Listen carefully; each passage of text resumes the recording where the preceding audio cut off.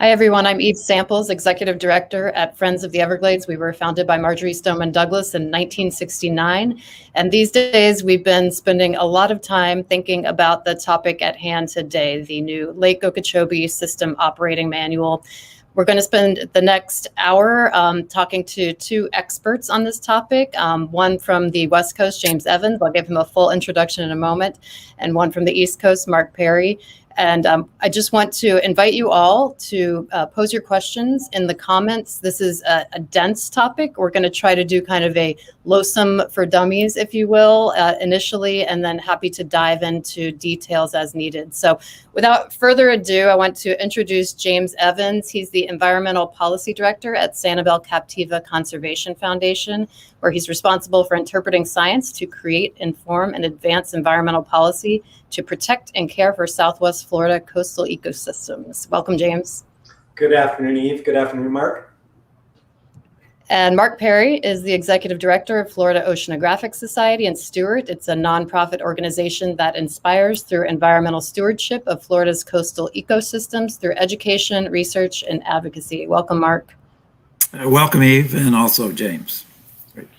Thank you both for being here. I think as we look back at the history of lake operations, the east and west coasts of Florida have really borne the brunt of the damage. And we're going to talk a bit about that history and then dive into where we are today with the new Lake Okeechobee System Operating Manual. So again, if you have questions on this topic, pose them in the comments. You can do that either on Facebook if you're watching us live or on YouTube, and we'll spend the last 15, 20 minutes getting to those. So in the meantime, Allie, if our director behind the scenes could pull up my presentation, I'm going to talk a little bit about the overview of LOSOM. Okay, so we need to jump up to my first slide here. Okay, so this is the Lake Okeechobee System Operating Manual, and I'm starting with this slide because it really conveys what we're talking about here. Of course, the pre-drainage of the Everglades flows were quite different in Florida. There was a slow meandering of water through the oxbows of the Kissimmee Valley into Lake Okeechobee, and then very slowly in a wide path down to the Everglades and Florida Bay. And of course, man, in all his wisdom, replumbed Florida many, many decades ago and diverted flows east to the St. Lucie River and west to the Caloosahatchee. And neither of these ecosystems have been quite the same since. And meanwhile, Everglades National Park and Florida Bay have suffered because that flow of water has been cut off. So where are we're trying to get now? Well, there's the desire for restored flows through a lot of infrastructure projects, but there's also a near-term way to address the crises that we've been facing, and that's through how we flow water in and out of Lake Okeechobee. And the Army Corps of Engineers is working on improving this through its Lake Okeechobee System Operating Manual. This is a long, long process. Got started in 2019. Mark, I know you and James have spent hundreds, if not thousands of hours attending meetings, thinking about this, providing input. We at Friends of the Everglades also have devoted a lot of time. And there's a really good reason for our attention to this. And that's because the toxic algae blooms that we saw on the east and west coasts in 2018 and 2016 and some years prior have resulted from algae flowing from Lake Okeechobee into these really environmentally valuable ecosystems. So this is a picture of the St. Lucie Lock where algae was blooming, toxic algae cyanobacteria in 2018. And a couple of pictures from the West Coast, our sister estuary, the Caloosahatchee estuary, also facing cyanobacteria blooms. And in 2018, unfortunately, a confluence of red tide blooms too. So this is not good stuff, clearly, as you can tell from the pictures. And there were winners and losers in the lake plan that we're living with right now. The current lake plan is called LORS 2008, the Lake Okeechobee Regulation Schedule 2008. And the winners were the Herbert Hoover Dike around the lake. And there's a good reason for that. And by the way, this picture is of algae flowing down the C-44 canal. You can see it moving down the canal when there are heavy discharges. But the Herbert Hoover Dike around the lake really was protected at almost all costs in the current lake schedule. And there's a good reason for that, because the Army Corps of Engineers was very sensitive to it after Hurricane Katrina in New Orleans in 2005. So the lake was held lower, and unfortunately that was achieved largely through massive discharges east and west. And algae was barely a mention in the current lake plan, just a passing thought, really. And the other winner was the Everglades agricultural area south of Lake Okeechobee, which uses lake water as a reservoir. And they really got a lot of benefit out of the current lake plan, as they did from previous lake plans. So the losers, again, northern estuaries, southern Everglades, and Florida Bay. And here are a couple of images that explain why Florida Bay suffered and why the southern Everglades has suffered due to that cutoff that occurred. So sorry to kind of bombard everybody with doom and gloom off the bat, but this is why the new LOSOM is so important and why we're going to spend some time talking about it today. So this new LOSOM plan for the lake has 6 really congressionally authorized purposes, depending on how you count them, that the Army Corps of Engineers recognizes. Flood control, so that's the Herbert Hoover Dike, which luckily has been rehabilitated since the current lake plan was implemented, so they can potentially hold the lake higher now. And that rehabilitation will be completely done late next year. Number 2, water supply. Number 3, recreation, navigation, environmental effects to fish and wildlife, and cultural and recreational resources. So, what's missing from this? Well, public health, protecting the public from toxic algae blooms was not explicitly mentioned in the congressionally authorized purposes. Now, there were some efforts by Congress to require the Army Corps to address toxic algae impacts, and that has occurred with, I'd say, varied results, and we're still pressing the Corps to really make this a top priority in the new plan. This is just a quick glimpse at the Army Corps of Engineers mission, and I highlighted here that reducing disaster risk is among its mission priorities, and we certainly think toxic algae cyanobacteria blooms is a disaster risk. Okay, so I know if you're not used to looking at this map, as some of us are, this can look like a whole lot of numbers, but essentially I just want to point out that there are some key structures that move water from Lake Okeechobee into the estuaries and other parts of the system. So this S308 flows to the St. Lucie, S77 flows to the Caloosahatchee, and then these 3 gates down here, S352, 351, and 354 flow south. So we're going to spend some time talking about these today. So that's where we are now. And I want to turn to Mark now to fill us in a little bit on the history of the system. And Allie, I think you can stop sharing the presentation for a minute and I'll cue it back up. But Mark, can you tell us, you've been advocating for an end to harmful discharges from Lake Okeechobee since I believe you were in high school. And can you explain some of the history to us? How did the St. Lucie get connected in the first place? And how have the discharges impacted the East Coast over the decades? Sure, Eve. I'll try to be brief on that too. There's a lot of history, and it goes back to the early 1900s when we were trying to drain the Everglades and drain the swamp and get control over Lake Okeechobee, which would, as you point out in the historical flows, would flow south through the River of Grass into Florida Bay through the Everglades. So what they did is dig canals, those canals you mentioned, the Miami North New River and other canals heading south and east out to the Atlantic Ocean. And they also began to build canals to control the lake. So the St. Lucie Canal on our side was built basically in 1916 and started then and about completed in 1926. But then after the Herbert Hoover Dike, as you mentioned, was authorized and completed in the early 30s, 1930 to 37, then they enlarged the canal. So where you see the red arrows there from Lake Okeechobee over to the South Fork of the St. Lucie River, that is where the canal was built. So the C-44 canal was originally built to try to get control over the lake flooding areas around the lake, and also to control that draining this part of the draining the swamp, if you will, to get rid of the water, so to make it more habitable and developable. And at the same time, they thought this would be a good commercial avenue called the Okeechobee Waterway, which would go from the East Coast to the West Coast. So they also began hooking up, and you'll hear from James about the Caloosahatchee River. So as you can see, it goes into the natural South Fork of the St. Lucie River. And right in the middle of the picture there is the city of Stuart. And the Stuart is surrounded where the two forks come together. From the North Fork, about 23 miles to the north, the winding natural North Fork meets the South Fork coming from the south, right at the confluence of Stuart.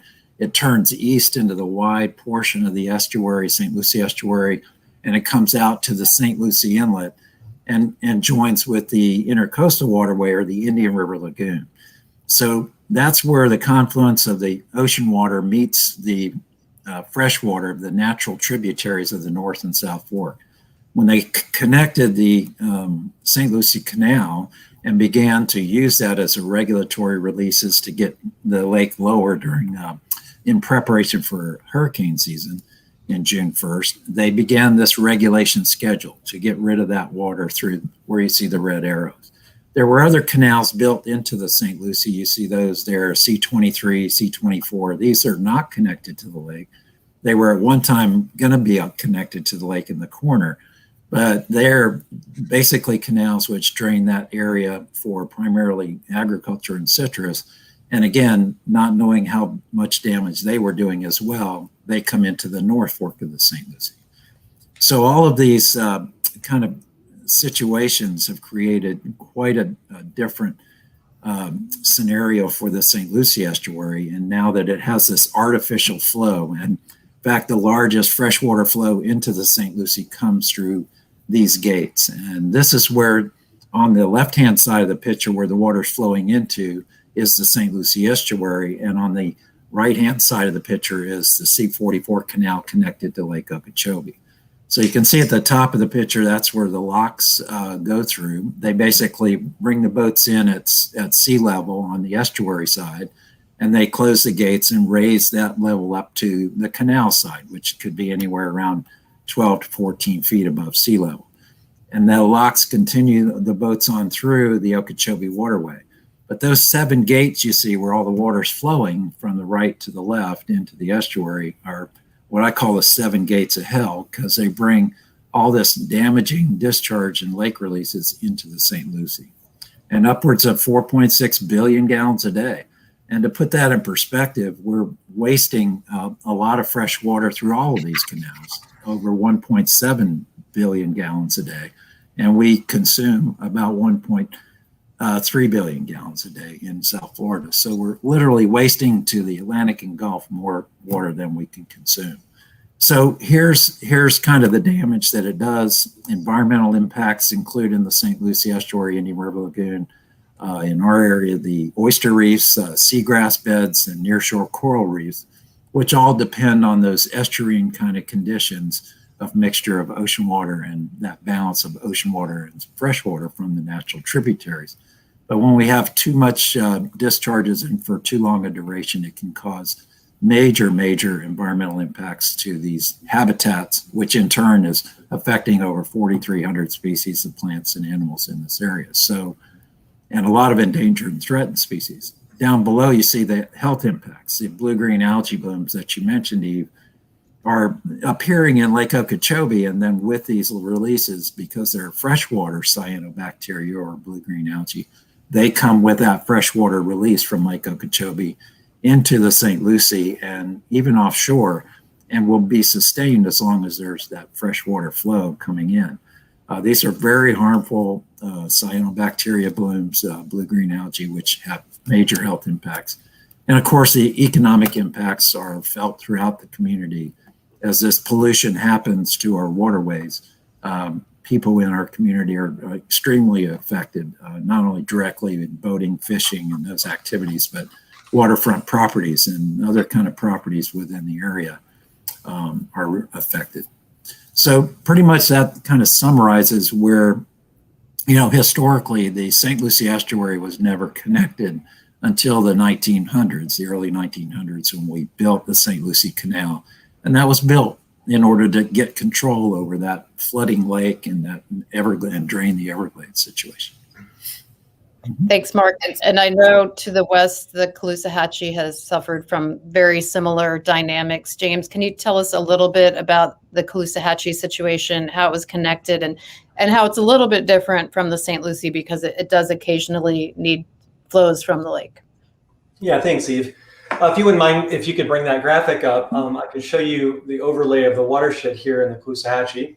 Of course, they are two very different estuaries, but of course we all have a common goal, and that's to restore, the freshwater flows and the balance of salinity within the estuary.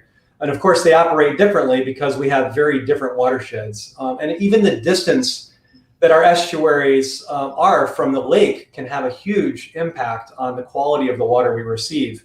St. Lucie is about 15 miles or so from the lake, whereas from the lake to the Gulf of Mexico here in the Caloosahatchee estuary, it's almost 70 miles. So it's a very large watershed. It makes up about 850,000 acres, and that's about 1,350 square miles. So again, very large watershed.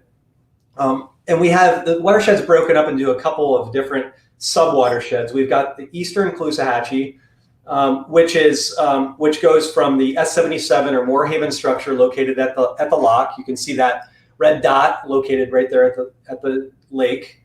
That second red dot to your west is called S78 or the Ortona lock. That's a second lock structure that helps to hold the stage of water so that you can use the C43 canal or the Caloosahatchee for navigation. And then if you go to the west a little farther, you'll notice there is the S79 Franklin Lock and Dam structure. And that structure was the last structure installed in the 1960s, primarily to eliminate the impacts of saltwater intrusion from the Gulf into the freshwater portion of into the Caloosahatchee, and to address flooding issues that were occurring in Fort Myers as a result of the CNSF project.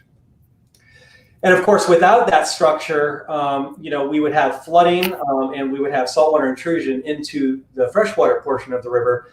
But unfortunately, what that structure does is it acts as a barrier to the ability for the tidal flows to move into the river or move upriver and allow that low salinity zone to extend upriver. So what happens when we don't get enough flow is that it can truncate the estuary. And we can lose all of that habitat volume that's available to economically important finfish and invertebrates and things like that. I'll get more into that in a second, but just so you can see the connection, to Lake Okeechobee. Of course, our watershed, like the St. Lucie's watershed, with all of the changes that have occurred beginning in the 1880s for the Caloosahatchee, have extended our watershed to go all the way just south of Orlando. And of course, it all includes all of the inputs that come in from around Lake Okeechobee as well. Could you go to the next slide, please? Mm-hmm. So from a historical standpoint, like the St. Lucie, the Caloosahatchee was never directly connected to Lake Okeechobee. And we didn't depend on Lake Okeechobee for freshwater flows historically. The only time that the flows from the lake or the Everglades would flow into the Caloosahatchee were during periods where the high levels in Lake Okeechobee would spill over the marsh to the west of the lake and flow into a series of lakes at Lake Hickpatchee, Lettuce Lake, Bonnet Lake, and Lake Flirt. And then there was a waterfall located near what is today LaBelle at Fort Thompson. And some of the first changes that occurred to the Caloosahatchee in the 1880s when Hamilton Diston, who is an industrialist and real estate developer from Philadelphia, first bought 4 million acres of land from the state of Florida so that he could drain that land and of course, tame the Everglades and allow that land to be developed for both agricultural and land development. First thing he did was to connect the Lake Hickpatchee to Lake Okeechobee through a 3-mile canal, and then made a direct canal all the way down to Fort Thompson. Fort Thompson, the waterfalls were dynamited out. And of course, that really started, the changes to the Caloosahatchee. Go to the next slide. Next, of course, because of all the changes that occurred and the flooding that was resulting because of the the drainage and flood control efforts of Hamilton-Disston in the state of Florida, the Army Corps of Engineers came in later with a Central and Southern Florida project, and of course, deepened the Caloosahatchee, widened the Caloosahatchee, and of course, that forever changed the response of how the Caloosahatchee responded to freshwater flows from both the watershed and from Lake Okeechobee. And what this map will show you is the blue line shows you the historical meandering of the Caloosahatchee, which was, filled with oxbows, and the water would move very slowly from that marsh habitat along the eastern Caloosahatchee watershed to the west, out into St. Carlos Bay.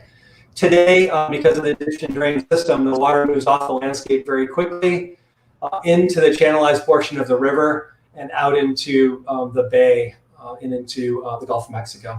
Go to the next slide. And so that results in two major issues. During the wet season, we often get way too much water. And of course, the way the system is operated today, the Caloosahatchee gets the lion's share of the regulatory flows from Lake Okeechobee. And as a result, we can see our freshwater plume extend, 12 to 15 miles out into the Gulf of Mexico, and we're really seeing very high flows. When I say high flows, I'm talking about flows in the 10 to 14,000 cubic feet per second range. On average, our flows, come into the Caloosahatchee during the wet season, between 5 and 9,000 cubic feet per second, after a major rain event, of which about 50% of that water comes from the watershed and the other 50% comes from the lake. With those flows come large amounts of nitrogen and phosphorus that can feed harmful algal blooms like red tide or blue-green algae blooms like the cyanobacteria that you showed earlier in your slides, Eve. But we also have seen some major impacts from macroalgae because the system was so overloaded with nitrogen and phosphorus that we hit a tipping point in 2005 and 6 where we saw macroalgae blooms, this red drift algae that you can see in the lower left-hand corner, where there's two people standing on the beach between a windrow of cleared algae. That was had a dramatic impact on our economy. We were cleaning up algae on the beaches for months on end between 2005 and 2006. So it's not just the blue-green algae and the dark water and the red tide, but it's also these macroalgae blooms that can result when we hit this tipping point. But when the Caloosahatchee doesn't get enough water, if you wouldn't mind just going back one, sure. Thank you. Mm-hmm. So we don't get enough water. We also have impacts to the ecology of the estuary. For one, the salinity can get really high, and in the early 2000s, as a result of some of the water management decisions that were made by the Water Management District, we lost over 1,000 acres of tape grass, Valsinaria americana tape grass. It's a freshwater tape grass that exists in the upper estuary. And as a result of that, those management decisions, we were never able to get that tape grass habitat back.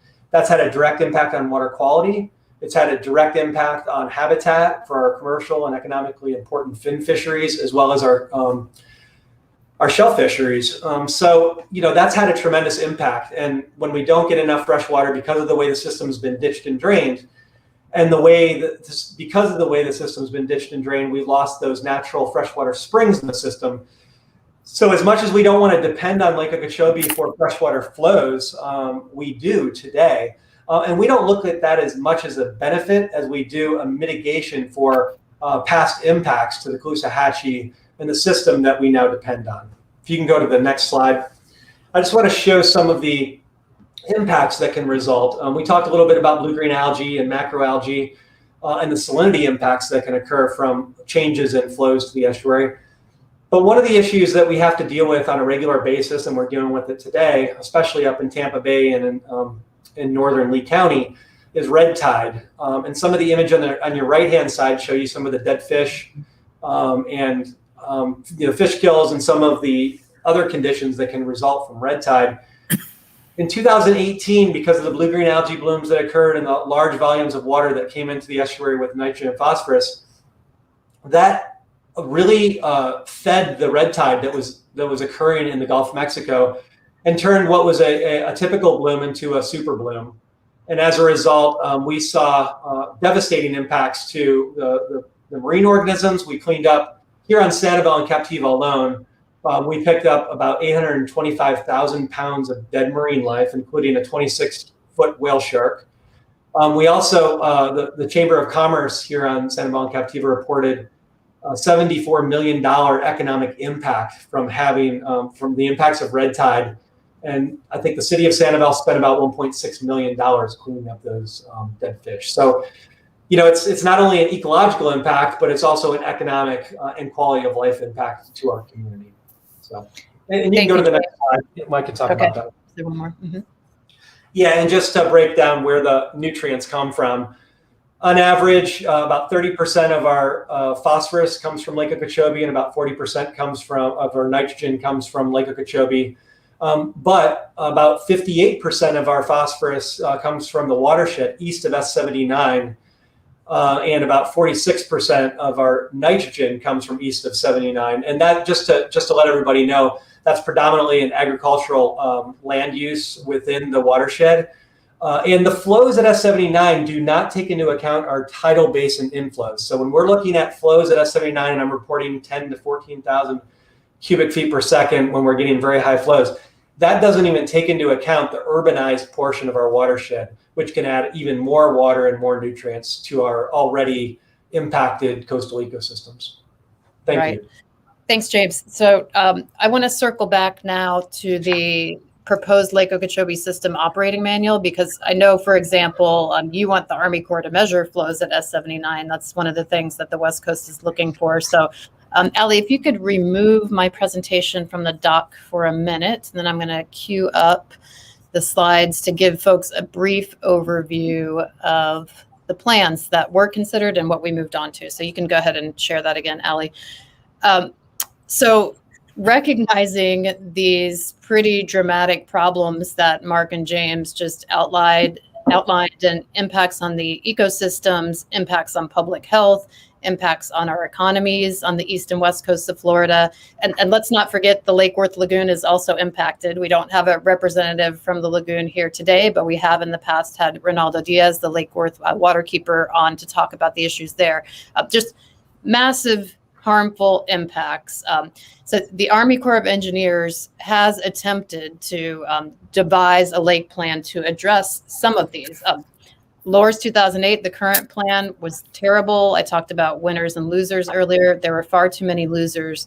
So we do see the Army Corps attempting to reduce the losses and harm. And we'll see in the home stretch here if that pans out. So what you see here are the alternatives that were proposed by the Army Corps of Engineers during its most recent iteration of the LOSOM process. And I'm not going to dive into the details of these. None of these plans were perfect. But alternative CC in the middle there was the one that the Army Corps of Engineers settled on as being the starting place for what will now become an optimization process.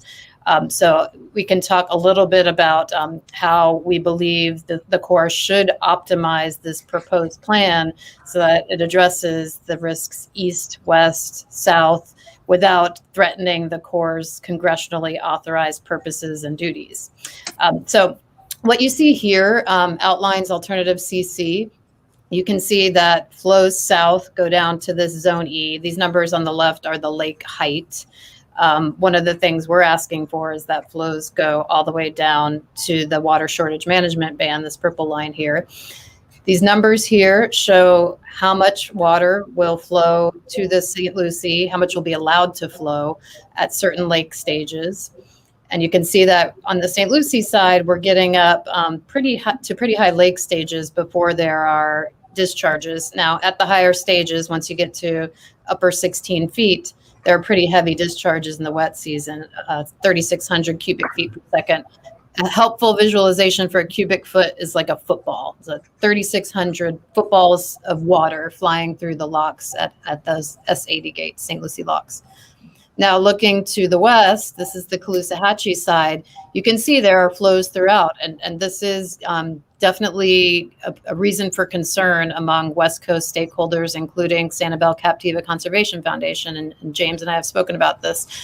So there's a desire now in this optimization process to address some of these high flows, and we think there's a mutually beneficial solution. We have Friends of the Everglades, and it involves sending more water south. So I just want to set the stage on this alternative CC. I know these charts can be complicated if you're not tracking meetings closely, but this is what the Army Corps has laid out.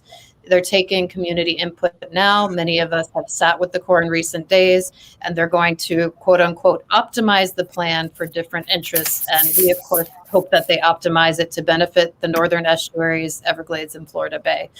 So with that said, James, I want to turn back to you and ask you to describe how you want the Corps to improve upon Plan CC. Yeah, so presently CC, we have some major concerns with CC as it sits today. And in the beginning of the process, of course, we're working with the East Coast folks as well as, the lake folks to try and come up with a plan that is as balanced as we can get and is equitable for everyone. And when I talk about equity, I'm talking about fairness. I'm not talking about even distribution of flows in one direction or another. I'm looking at a fair distribution of flows so that one part of the system isn't impacted to preserve another part of the system. And that's really, what we want out of this plan. And presently, the regulatory flows to the Caloosahatchee are measured at the S79 structure during dry periods. But when we get into the wet periods, as you can see on your arrows on the left-hand side of the screen there, you'll notice that sometimes you'll see it measured at S77 during wet periods. And what that does is it allows the Army Corps of Engineers to release water from the lake at a certain level or up to amount without taking into consideration the volume of water that's coming from the watershed.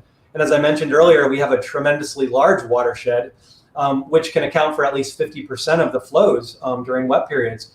So when we look at those arrows to the left, where it says 77 at 2,500 cubic feet per second in Zone D, you could pretty much double that because we can expect to see probably 5 or 6 or 7,000 cubic feet per second when it's measured at S79, which doesn't take into account the tidal basin inputs. So that's a big part of what we've been asking for from day one, but yet the Corps has not incorporated that since we started talking about it during the scoping process.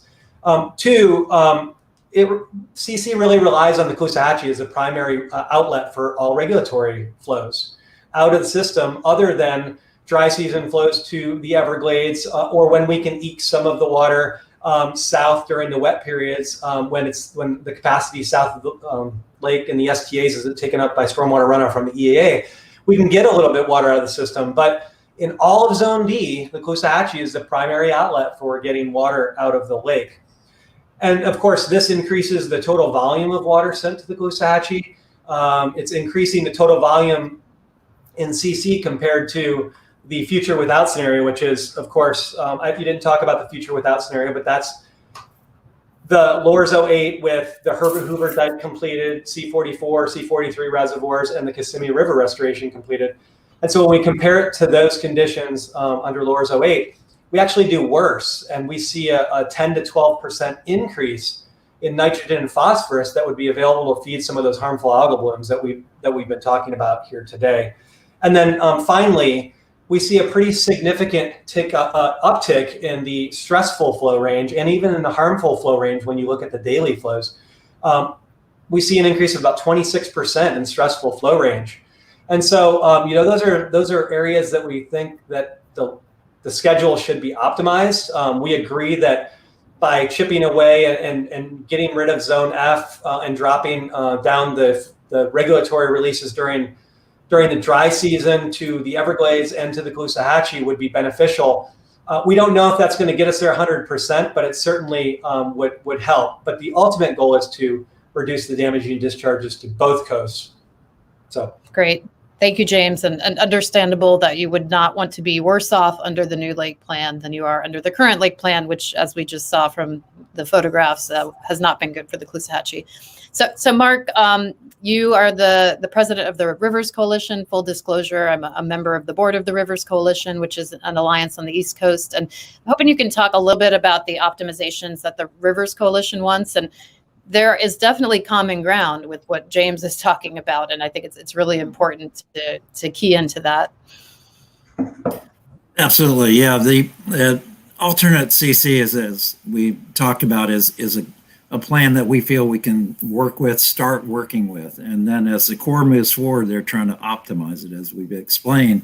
And that's trying to, the similar kind of things that we have in common on wanting to optimize. That first thing you mentioned was to do away with that zone F that's down at the bottom. So the very bottom line, the purple line, is what they call the water management shortage zone. So you don't want to get down into that water shortage management band, but you want to have the operational flexibility to send more water south as that large vertical purple arrow goes. So we want that operational flexibility to go all the way down to that band and be able to manage these discharges. So that was number one. The other thing they talk about is, of course, trying to maintain these zero discharges that you see on the right-hand side to the S80. And remember, the S80 is at the St. Lucie Lock and dam structure, those 7 gates that we saw. Those are trying to maintain that zero discharges to the estuary, even though they may release water into the St. Lucie basin or the St. Lucie Canal through S308 at Port Mayaca. We want to maintain these zero discharges to S80. And then, of course, the other things were to try to address, the Rivers Coalition put forward, is asking the Corps to address the harmful algal bloom as a metric. And when they are getting ready to release these discharges to either estuary, they really need to take in consideration if there is a level of harm coming from a toxic blue-green algae bloom that's happening in the lake, and then consider that in whether or not they should be releasing to these estuaries. And then lastly, the coalition wanted to put forward the idea of modifying the CC in order to work with the Water Management District, who governs, as that graphic showed earlier, on the south end of the lake, those structures 351, 352, and 354 are those canals that move water south from the lake. And those are controlled by the Water Management District. And whether or not they can put water in the water conservation areas has to go through the stormwater treatment areas. And that's mostly being taken up by basin runoff. So our goal here is to try to maximize that water going south where it's needed in the Everglades and down to Florida Bay, particularly in the dry season, but also have that capacity available in order to do these other things we want. And obviously we also want the Caloosahatchee, to only get the water it needs and reduce all of those, eliminate any harmful discharges to the Caloosahatchee. Right. As you can see, this graphic just kind of was back in year 18. It's just kind of a sample of, as James mentioned, you can see in relative terms, the 97 billion gallons that came through the St. Lucie on the east side compared to the 233 billion gallons on the west side. And it's usually relatively that amount. It's usually twice as much to go to the Caloosahatchee as goes to the St. Lucie. And of course, the relative terms of phosphorus, nitrogen, and TSS is total suspended solids. And those are that suspended material that goes down the canal and makes those big plumes that come out both of our inlets and the pass on the west coast. So the flows that can go south are mainly used for water supply in the Everglades agricultural area, the EAA, but they also have the privilege of doing a basin runoff to the Everglades. And in this case, those relative numbers of 307 billion gallons is very significant.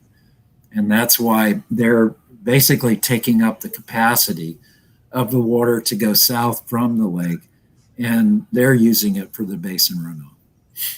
Right. As the Rivers Coalition position stated, there's definitely needed relief for the Caloosahatchee, and the Rivers Coalition on the East Coast called for that.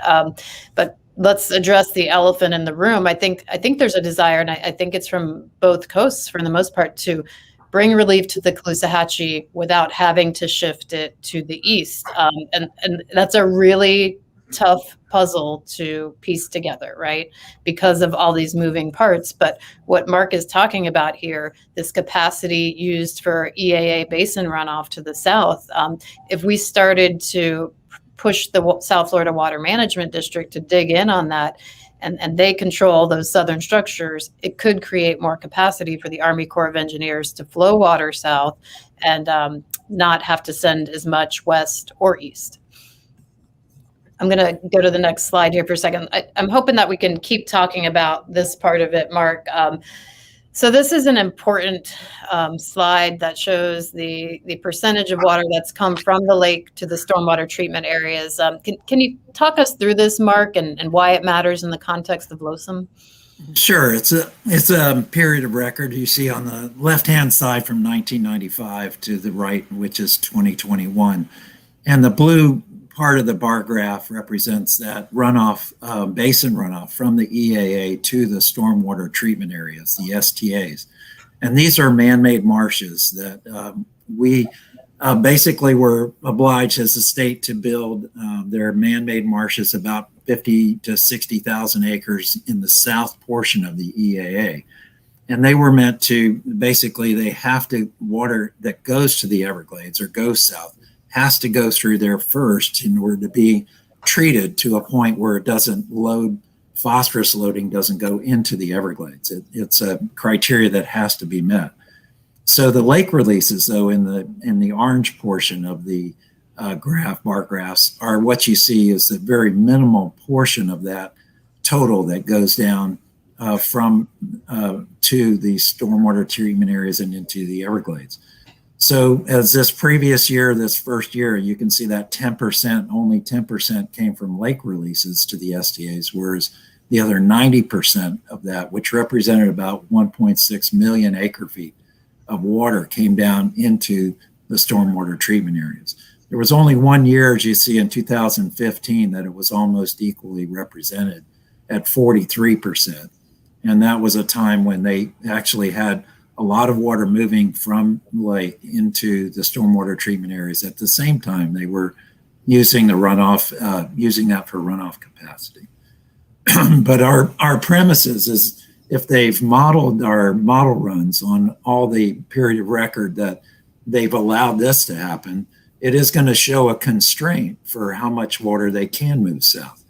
And we believe that constraint can be relieved and lifted if they work, the Corps of Engineers works in partnership with the South Florida Water Management District in order to require the retention and detention and storage and treatment of water in the EAA basin and not have it to use up the capacity of the stormwater treatment areas and into the Everglades and water conservation areas. Right.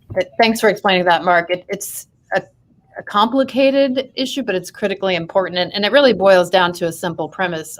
Taxpayers paid for the bulk of those stormwater treatment areas, 50 to 60,000 acres, as you said. And we get a fraction, 10% this last water year, of the use for them to treat Lake Okeechobee water. So when we're stuck with too much Lake Okeechobee water in the wet season and it's forced east and west, that's one of the big reasons why, and that's something we're pressing on. So, James, did you have anything to add on that front before we turn to red tide? Yeah, if you wouldn't mind, could you bring up the graphic that shows the discharge volumes, the bar graph? If you wouldn't mind. Sure. Let me skip to that and then we will share the screen. Okay.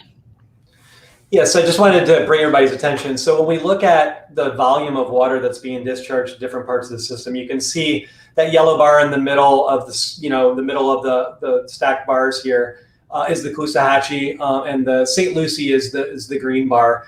And you can see, there's a pretty significant increase under CC for the Caloosahatchee. And compared to NA25, which is the future without. So, again, that's more volume of water that's coming to the Caloosahatchee. And it's not just coming to the Caloosahatchee when it's beneficial or optimal. It's actually coming when it's stressful and harmful as well. So, when we look at this total volume of water we're dealing with, the challenge we're going to have is that with the Caloosahatchee only being the only outlet in Zone D, and when the STAs are full, the stormwater treatment areas are full, and we can't convey that water south, the Caloosahatchee relies on Mother Nature to determine whether or not we get harmed or not. Whereas, the St. Lucie does get that certainty all the way through all of Zone B that they're not going to get any regulatory flows. So, that's a challenge. And I know the district did address that in their sensitivity run 3.5, which is the bar all the way on the right-hand side. But as you can see, what it did was it increased the total volume of water to the St. Lucie pretty significantly. So we're hoping that the Army Corps of Engineers working with the district can, look at SR 3.5 and see how they can optimize where it would be beneficial to the Caloosahatchee and the St. Lucie. But unfortunately, the real loser in all of these scenarios is the lake, and we haven't talked about that much. But Lake Okeechobee is going to see much longer and much higher high stage penalties, because the lake will be held higher, which means it'll impact the marsh and it's going to impact water quality. And when the water quality in the lake isn't good, the folks that get the most regulatory releases, which in this scenario would be the Caloosahatchee, suffer the most. So that is an issue. I'd say that's another elephant in the room that needs to be addressed in the Army Corps of Engineers next in the optimization process for CC. Thanks, James. So when Colonel Kelly, Andrew Kelly, who is leading this effort on the part of the Jacksonville District of the Army Corps, has talked about optimizing publicly, he has mentioned that he does want to optimize for the Caloosahatchee, meaning reduce some of those damaging discharges. He says he wants to optimize for lake ecology, looking at some of those high levels. And he also talks about optimizing for water supply, which we at Friends of the Everglades have pushed back against. We think CC is actually a pretty good plan for water supply, possibly with the exception of the Seminole tribe needing some more. So anyhow, those are the three things he's talking about. And we'll circle back to kind of your thoughts and hopefulness on the optimization process. But first, I'd be remiss, James, if I didn't ask you to talk about a little bit more about red tide and how lake discharges feed the blooms. I mean, how much of a factor is that when you're looking at volumes? Yeah, so if you wouldn't mind, if you could put up the slide that shows the ecological impacts, because I think there's a map on there that can illustrate some of the ecological impacts that we experience. And of course, that map there, you can see it's a contour map that shows dissolved oxygen, and with the darker, redder colors are lower dissolved oxygen levels. And in 2018, we had a dead zone where the oxygen levels were less than 2 milligrams per liter, all the way down to 0.3 milligrams per liter, covering about 460 square miles. Around Sanibel and Captiva and out into the Gulf of Mexico, and that's just where we measured. So those are those have long-term impacts on the ecology of our waters, but of course short-term they have devastating impacts to the local economy and property values. And so in 2018, what we think happened, based on the best the science that we've been working on with our marine lab, as well as many of the other scientists from USGS and Florida Gulf Coast University have been working on, is that when we were getting those very high volume discharges in 2018, with it brought the blue-green algae.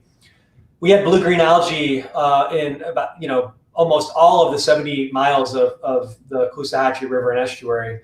And so what happens when those freshwater algae, the cyanobacteria, which was predominantly Microcystis aeruginosa, moved into the estuary and hit that higher salinity water, those cells lysed or broke apart and released the biologically available nitrogen that was taken up by red tide, which was in full bloom form around Sanibel Island and Fort Myers Beach at the time.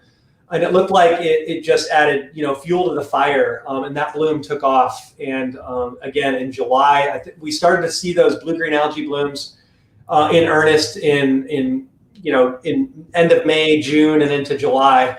And then the whale shark showed up on the beach in mid-July, and then after that, we saw the hundreds of tons of dead fish showing up on the beaches. So, red tide is a really interesting organism. While it is naturally occurring, we know that nutrient sources that come from our landscapes, our lawns, landscapes, and watersheds, as well as when fish die, those nutrients are consumed by red tide, and they can sustain those red tide blooms for much longer periods of time. So as we were getting those much higher flows, they were essentially pulsing nutrients out to red tide, and it really enhanced those blooms. Thanks for explaining that. And I know it can be confusing for folks, and it's really worth pointing out that you had this unusual and tragic confluence of toxins from red tide and cyanobacteria in 2018 on the West Coast. Thank you for that. So I know we're getting some questions, and I do want to save some time for them. So just really quickly before we start tackling questions, Colonel Kelly has been on a road show, as the Army Corps is calling it, this week to hear what communities impacted by the new lake plan have to say about optimization. And I just, in a sentence or two, or maybe in 30 seconds, can you both tell me how you're feeling about what you saw from this road show? Are you optimistic that the Corps is going to work in our interest to address the topics we're talking about? I'll start with you, Mark.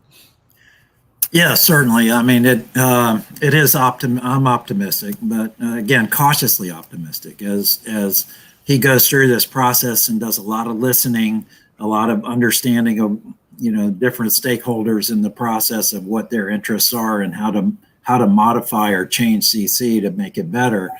They are getting a lot of different perspectives, and he's doing a lot of listening. But it's going to be boiled down to how much will they take into account and actually put into place in an updated, the next iteration of the plan, which comes out later on in a couple of weeks. So that's we're optimistic and hopeful. I think he is very sincere in his listening, and they're being very diligent about being transparent about it. And I think that's a new thing for the Corps of Engineers to be doing right now. So I'm glad. Yep, I agree. And Mark, you and I were both in a meeting in Stewart this week. There's much more intentional listening happening than certainly when the last lake plan was devised. Colonel Kelly is very careful. We specifically and publicly asked him during his stop in Stewart day before yesterday, they're running together, how seriously he was considering moving water south all the way down to that water shortage management band, that pink arrow we were showing earlier. And he said, we're considering it. And that's something that would benefit the East and West Coast. Does it solve all the problems? No, but it seems like a really clear, smart optimization to us. So anyhow, we also are cautiously optimistic. How about you, James? Yeah, so Colonel Kelly has a really good poker face, I'll tell you that. We had some really good technical meetings with the Colonel and his staff. And I agree with Mark, throughout the entire process, the Corps has been very transparent and have really been open to input, not only from the PDT members, which are mostly agency and government representatives, but also from the NGOs, which is refreshing. We have a modeler that works for SECF and the Conservancy of Southwest Florida, and we've been able to provide input. So we feel like we've been able to add to the process.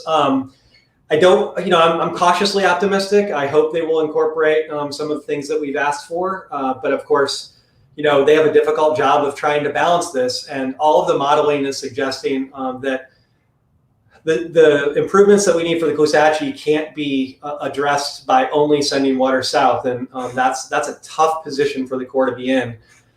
So I hope they continue to work and optimize and can find a way forward that benefits all. Thanks, James. And we've really pushed the Corps to lean on the Water Management District to find more capacity. And they don't control the Water Management District, which is a state agency, but certainly they communicate and work together all the time.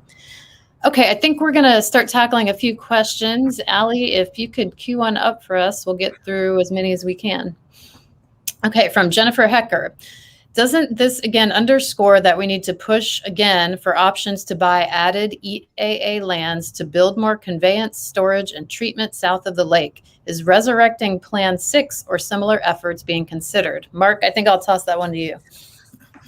Well, Plan 6 was in the recon study many years ago by the Corps that would have a third outlet or the moving water south, and it would be between Miami and North River Canal. And it required buying some more land in the EAA. When we did buy land back in 1999, we bought the Talisman lands, and they were going to be used for the EAA storage reservoir. But what the question's saying is it may not be enough, and can we buy more land? The EAA ownership is basically, they're pretty much unwilling to sell or divest of any of their land. They were at one time. There was an opportunity back in 2008 where U.S. Sugar Corporation wanted to divest everything.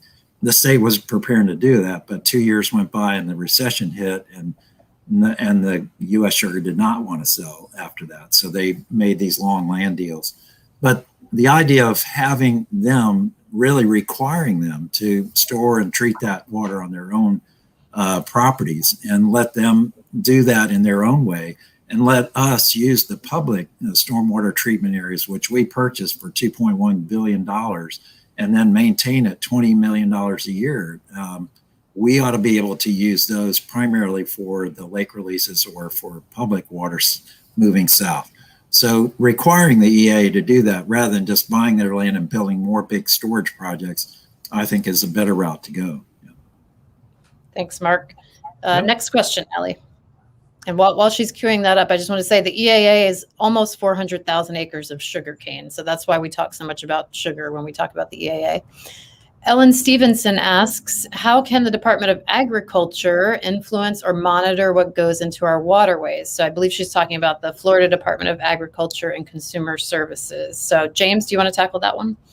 Sure. So currently, right now, we depend on best management practices on agricultural lands to address water quality issues. But of course, a lot of the agricultural lands around the lake, to the north, to the south, the east, and the west, they're afforded flood control. And of course, with the flood control, they're also afforded water supply.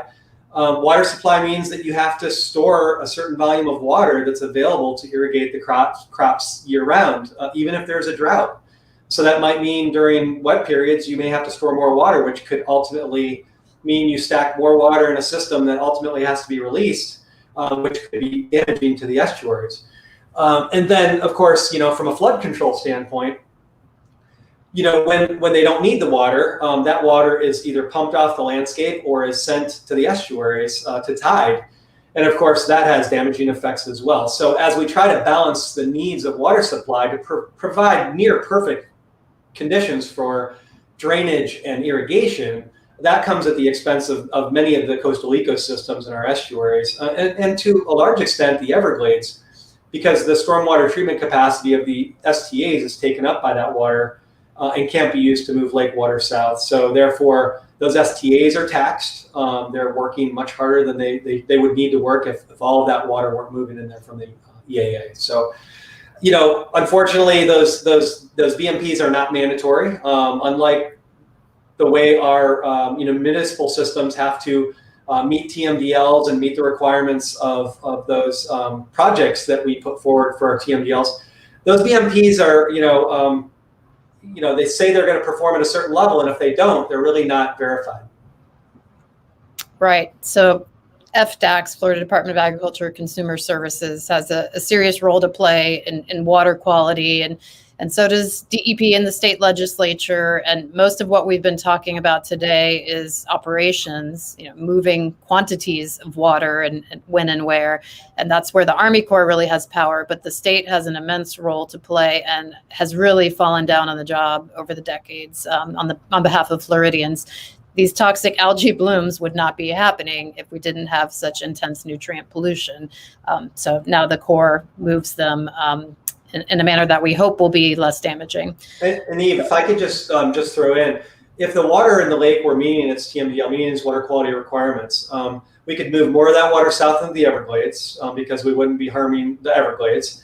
And you could probably move more water east and west, during different times of the year. But it's because it's laden in nutrients that we can't move that water around the way we should be able to. All right, thank you. I think we might be able to squeeze in one more question. I'll ask Allie to queue up our last question. From Florida Fishing Products, why is there not a larger emphasis on the nitrates and phosphates spurring, I think it's probably harmful algal blooms like red tide? Most resources only hint at the possibility that nutrient pollution spurs them. Mark, do you want to chime in on that? Well, I'll start off, but of course, red tide is really on the focus on the West Coast, and James will have his input. But the idea of, yes, the emphasis should be on the nitrates and phosphates that come into the water, that flow into these ecosystems, and then eventually out into the ocean, and and seem to add fuel to the fire, so to say, for these harmful algal blooms. And whether they're the microcystin blooms in the lake or the red tide that's in the ocean and marine environment, these are fed and fueled by these nutrient levels of phosphorus and nitrogen. So the question's exactly right. We seem to skirt over that idea. And when the Blue-Green Algae Task Force was formed, actually, they addressed this issue too and said, we need to go upstream and find out where these nitrogen and phosphorus are coming from and be able to quantify and say, we have to reduce those inflows. And we know that by doing that, we'll probably help to reduce those harmful algal blooms, including red tide, when they are discharged out to the West Coast primarily. But James, you probably talk more about the West Coast situation where red tide, we've had red tide even come around Florida Straits and up the East Coast. So don't get me wrong, we have that organism here in our waters, but it's what causes it to bloom in huge numbers, give off the toxins and kill thousands and thousands of fish and marine life. That's what you see as a harmful bloom of that system. James?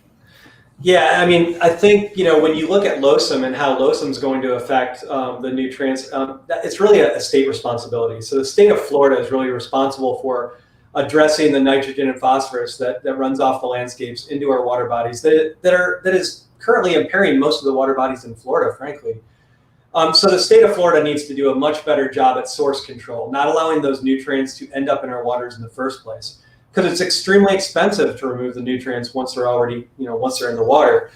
But of course, once they're in the water and they're moved around by the Army Corps of Engineers, they have the potential to feed harmful algal blooms like red tide and blue-green algae.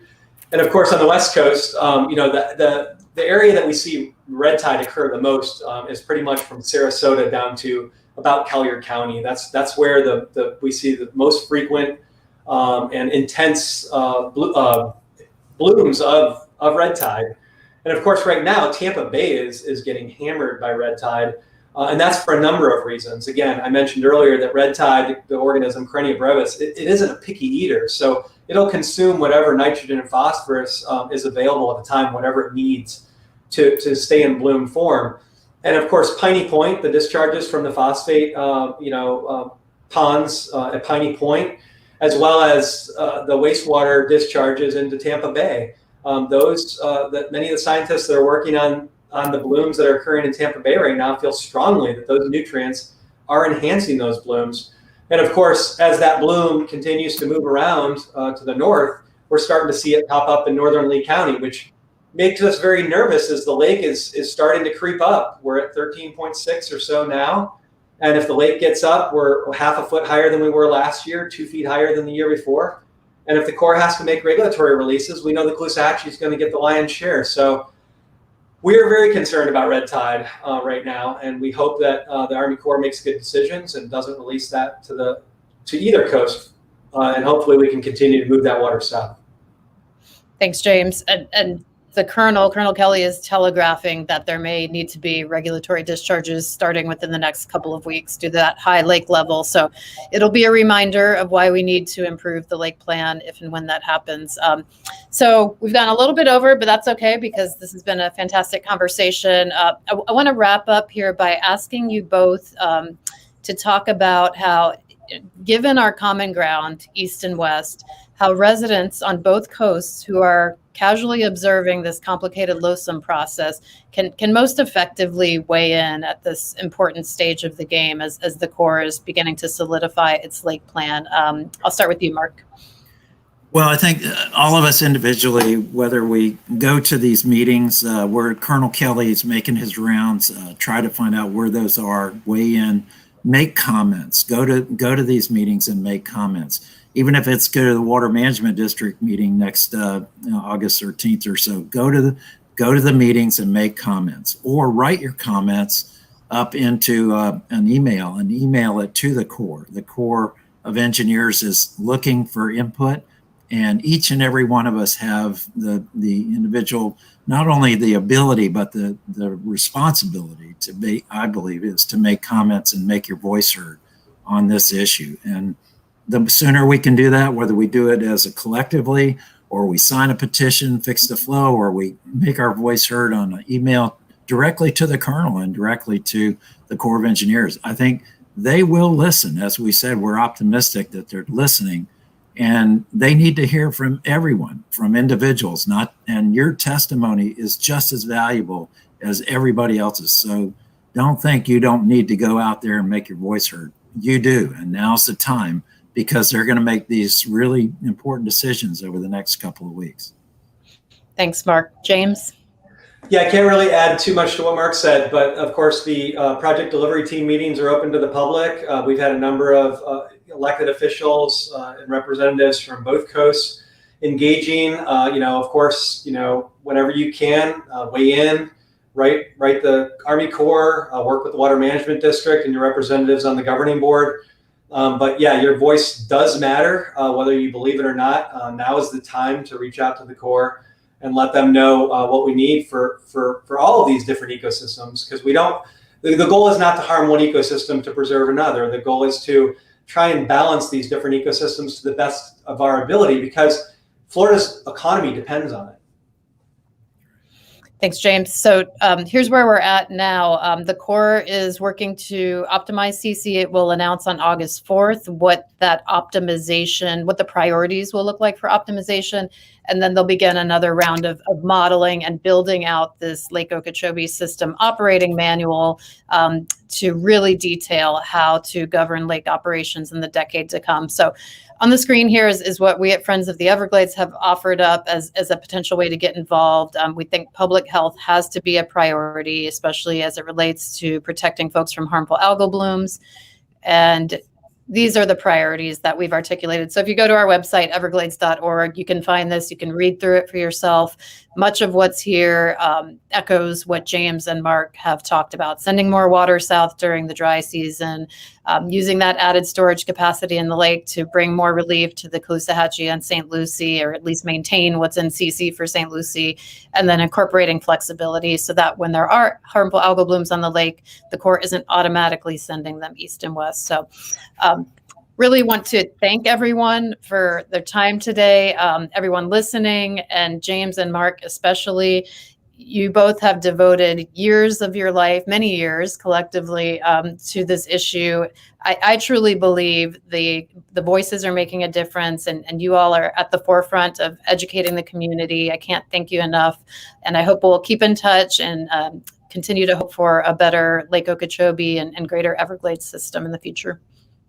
Thank you, Eve. Thanks, Mark. Thank you, Eve. Thanks for putting it together. Take care. Bye. Bye.